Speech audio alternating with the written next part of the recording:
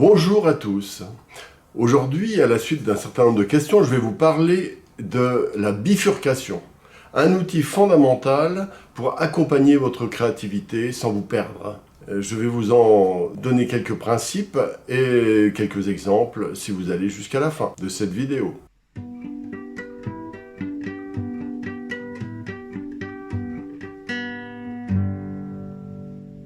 La bifurcation, c'est l'art de varier, d'ajouter, d'enlever, de détourner des ingrédients de vos tableaux et de vos études, au niveau de la couleur, au niveau du sujet, au niveau des effets de matière, etc. Et c'est ça, juste comme je le disais dans l'introduction, qui va vous permettre d'accompagner votre démarche créative de manière astucieuse, méthodique, mais en même temps, qui va vous permettre d'explorer un champ infini sans vous perdre. J'appelle ça la bifurcation, j'aurais pu l'appeler autrement. La bifurcation, en fait, si l'on parle par exemple d'un sujet classique, j'ai mis exprès derrière moi un exercice que j'ai fait pour m'aider à la bifurcation. Mais ce que je vais vous montrer, ça c'est les différents tableaux que je vais vous montrer, ou toutes les études, toutes les expérimentations que j'ai pu faire, ça s'est étalé sur plusieurs années. Donc faites attention de vous rendre compte qu'il y a une notion progressive. C'est très important. Il faut être, quand on pratique la bifurcation, il faut être très méthodique et très progressif, sous peine de vous égarer. Par exemple, je fais par exemple des tableaux classiques. Voilà, c'est le sujet de ma dernière formation, la réalisation d'un portrait hyper classique. Si je pars de ça pour faire des études comme celle-ci, c'est-à-dire des études abstraites à base de couleurs, etc., et puis que je fais ensuite un autre sujet au pastel surréaliste, etc., je vais être complètement perdu. Mais par contre, étalé sur plusieurs années, quand on rassemble tout ça, je me suis rendu compte que j'ai expérimenté des quantités impressionnantes de variantes de peinture sans jamais perdre le fil. Voilà. Donc première étape, la bifurcation doit être prudente. C'est-à-dire, vous partez d'un élément simple. Par exemple, je fais des natures mortes classiques, par exemple. Eh bien, là c'est du pastel. Eh bien, à partir j'ai fait souvent des mandarines, vous avez peut-être vu. Eh bien, je me suis dit une fois, tiens, je vais faire la même chose, mais en faisant la mandarine bleue. Voilà, tout bêtement. Eh bien, ça c'est une bifurcation qui va permettre d'interroger le monde de la couleur à partir d'un monde que je connais bien, celui de la nature morte, notamment je fais souvent des mandarines. Voilà, donc ça a été pour moi en même temps la même chose que ce que je fais d'habitude, et en même temps une forte bifurcation. Vous comprenez? Tout simplement. À partir d'une simple nature morte classique, j'ai envie de dire une pomme, une mandarine, je peux très bien aller faire des sujets qui à la limite en même temps hyper réaliste un petit peu et en même temps surréaliste avec des variantes un peu symbolistes, etc. Je peux aussi, là je suis dans la couleur très forte, mais je peux très bien m'amuser à partir d'une pomme. Là j'ai eu simplement l'idée d'ajouter dans ce cas-là une fleur, comme si la pomme était une sorte de réincarnation de la pomme.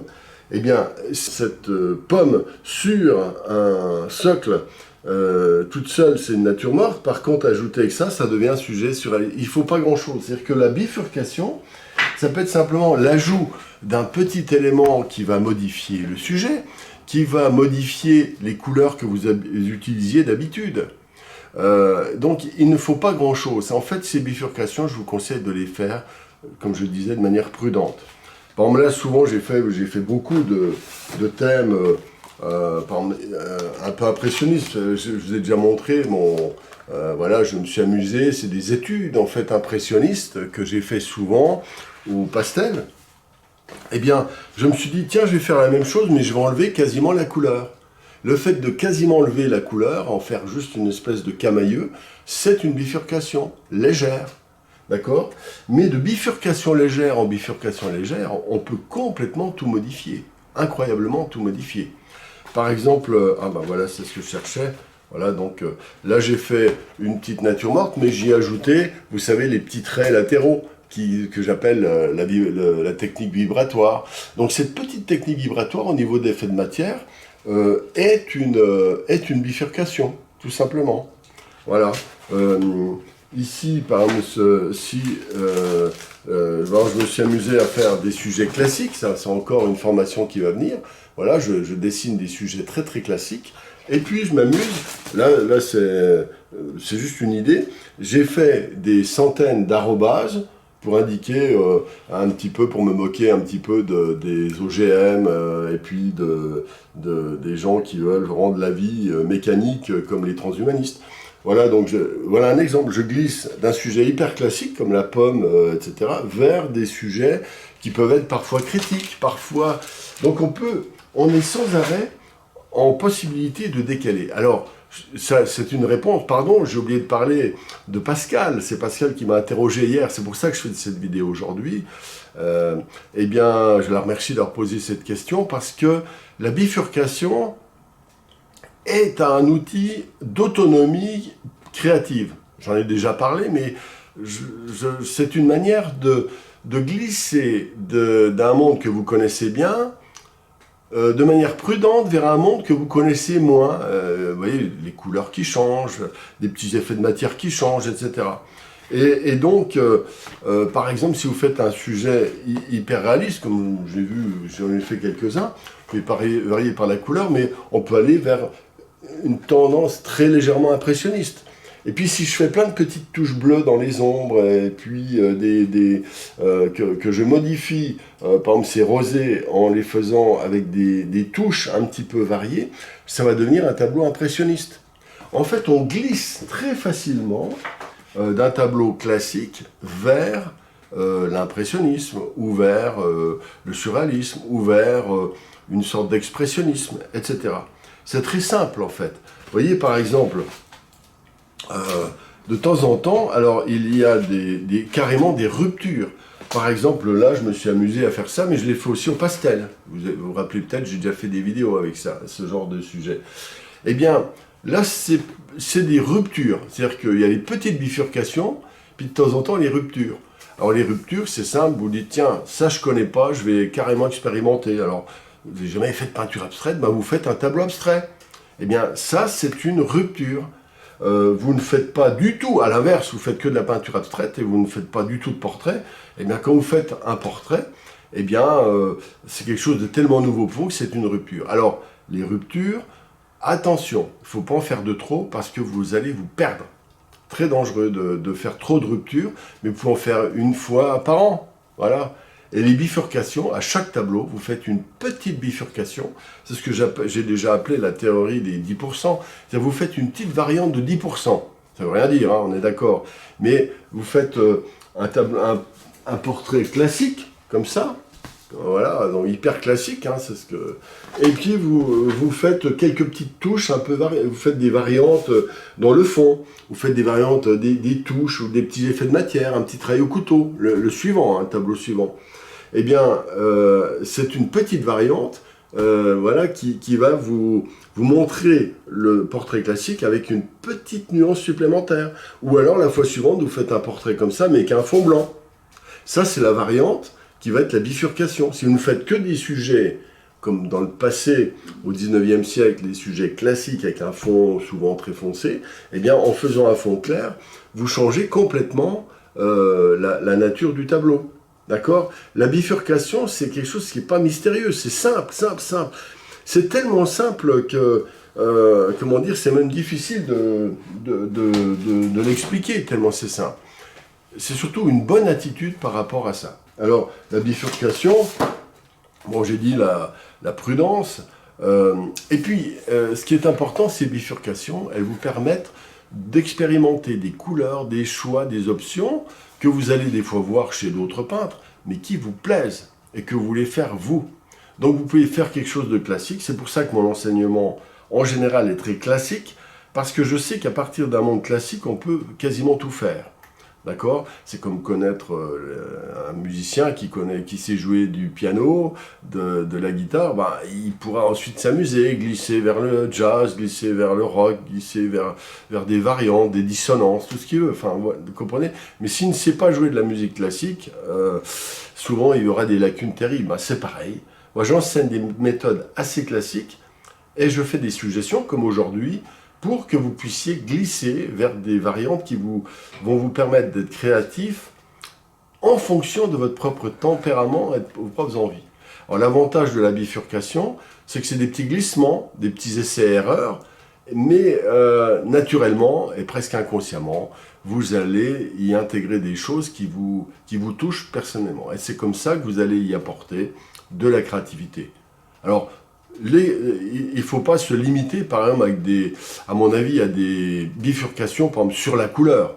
Un coup, une mandarine bleue, un coup, une mandarine orange, etc. Parce que vous pourriez, à ce moment-là, devenir un copiste ou avoir des trucs à vous qui sont trop répétitifs. D'accord ? Faites des petites bifurcations, un coup à la couleur, un coup le sujet, un coup, par exemple, le simple fait de faire un portrait. Là, j'ai fait un portrait format 10F que je vous ai montré. Eh bien, au lieu de le faire en 10F, vous le faites sur un grand format, 1 mètre sur 1 mètre, par exemple. À ce moment-là, vous allez apporter une bifurcation par le format.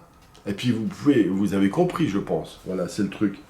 Alors, surtout, ce que je vous conseille, c'est de ne pas rester immobile, toujours être en mouvement, ne pas vous répéter. C'est-à-dire que, trop souvent, des personnes vont faire des bifurcations créatives et vont trouver des petits trucs. Et toute leur vie, ils vont peindre pareil. Et c'est ça qui est dangereux, c'est qu'une bifurcation, quand vous avez bifurqué, c'est plus une bifurcation, ça devient la nouvelle option. Faites attention à ça. L'idée de la créativité est tout le temps en mouvement. Elle ne s'arrête jamais à ce que vous avez trouvé. D'accord ? Ça, c'est important. D'où l'intérêt de faire des petits sauts de puce, des bifurcations, mais qui balayent à long terme un énorme territoire. Donc c'est le danger, c'est de faire des petites astuces dues aux bifurcations qui deviennent une espèce de copie de vous-même permanente. Et ça, c'est dramatique. Attention, ça, c'est dangereux parce que vous pouvez croire être toujours original, alors que ça fait la 500e tableau que vous faites de la même manière. D'accord ? Mais par contre, l'astuce aussi, c'est quelque part aussi une bifurcation, c'est de faire des petits filons. C'est-à-dire que vous faites par exemple des séries, j'en ai déjà parlé, mais une série de 10 tableaux avec des petites variantes à chaque fois, mais qui restent quand même dans le même esprit.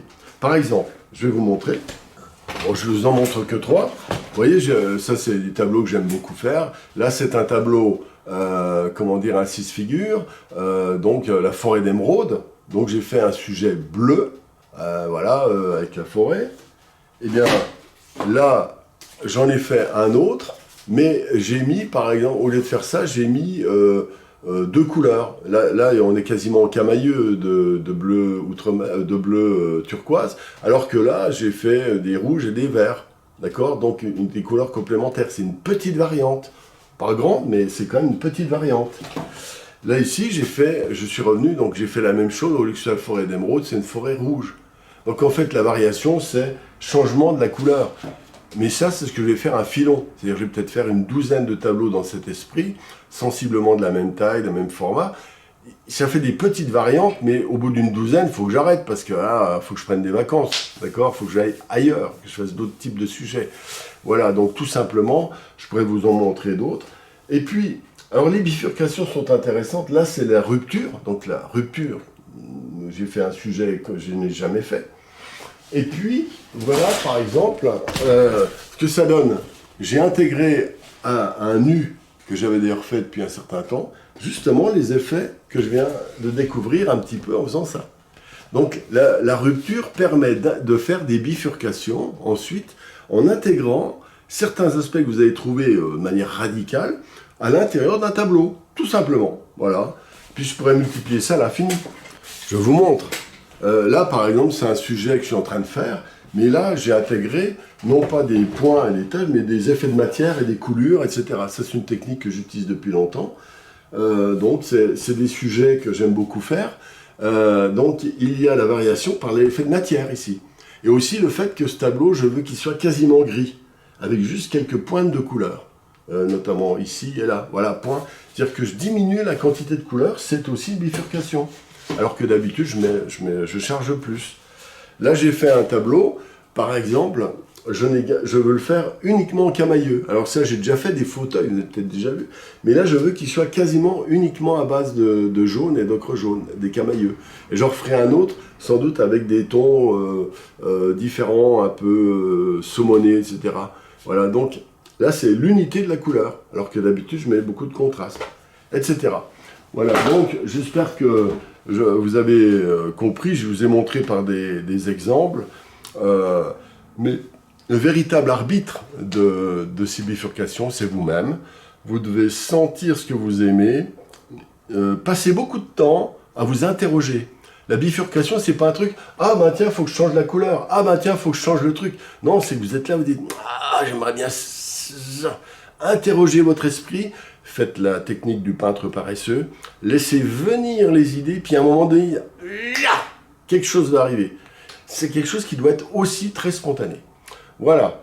En même temps, je suis conscient que c'est assez flou ce que je vous ai dit là, mais c'est parce que c'est flou que, à mon avis, ça vous amènera à une grande liberté de création. Et puis, rappelez-vous ce que disait Novalis, il ne savait pas où il allait, mais c'est parce qu'il ne savait pas où il allait qu'il savait qu'il était sur le bon chemin. Et bien, la contrepartie, c'est la bifurcation prudente. Voilà. N'oubliez pas le pouce bleu, hein, ou comme ça si vous voulez, hein. Et puis de commenter, etc. Je suis à votre écoute. Et puis regardez les liens qui sont en dessous. Voilà. À bientôt.